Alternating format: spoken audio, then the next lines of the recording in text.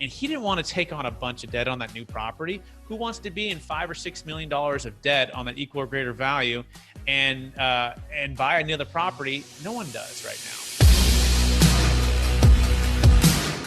Or when you can find a deal that makes a lot of sense, but it's not your friend when it's overpriced. So I'll tell you about a recent deal we just closed. This is a $7.6 million property for a gentleman who sold a 128-unit apartment complex out of Georgia. And so this is before COVID-19 crash. He sold kind of at the peak. And he was looking at these cap rates that are 4.5 to 5.5 cap rates. And he's going, it doesn't make any sense. Why would I buy this? It doesn't make any sense. But he was sitting at the qualified intermediary. And he had talked to us about a year ago, and he had learned about the Deferred Sales Trust. But like most listeners, or most people learn about the first time, he thought it might be good, but he wants to keep doing it his way, 1031. But fast forward, he goes, I don't want to touch any property right now. I might not want to touch property for 6, 12, or 24 months. So what did he do?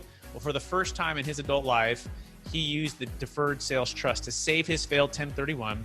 And the biggest reason was he had $4.5 million of debt, $3.1 million in equity, and he didn't want to take on a bunch of debt on that new property. Who wants to be in $5 or $6 million of debt on that equal or greater value and buy another property? No one does right now.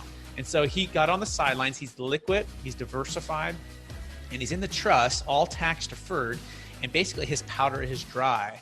He saved $1.1 million in tax that he would have paid, and he's waiting for what's called optimal timing. And this is what the Deferred Sales Trust gives you that the 1031 doesn't.